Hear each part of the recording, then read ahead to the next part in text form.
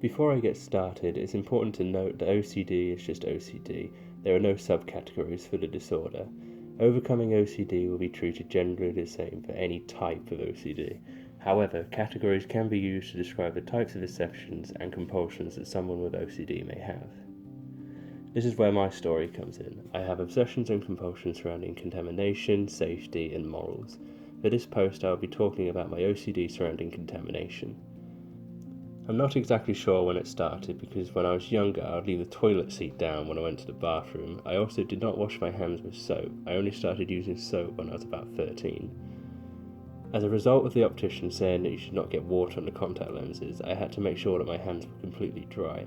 I would dry them thoroughly and wave my hands in the air to dry them. I still do these, but not to an excessive extent.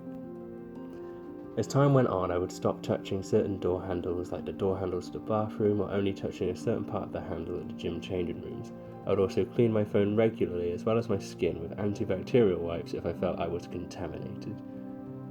I even avoided touching a spot on our carpet where our cat had put a dead bird which hadn't been cleaned. There were no visible stains of any sort for years. In the end, compulsions just built up over time to where they were getting in the way of my life, opening doors without using the door handle, avoiding touching certain areas, and excessive cleaning. I'm glad to say that over the past year I have made tremendous progress. I can now happily use the bathroom door handles, push stuff down in the bin to make more room, and I have not cleaned my phone in months. I achieved this by applying the concept of exposure and response prevention, ERP, to the parts of my OCD where I struggled with contamination. I started small by touching door handles and not cleaning my hands. This then led to not cleaning up around the toilet after I'd been in the bathroom. A big challenge for me was going to the toilet and not washing my hands. I did this for the exposure and was able to cope fine after all the progress I had made.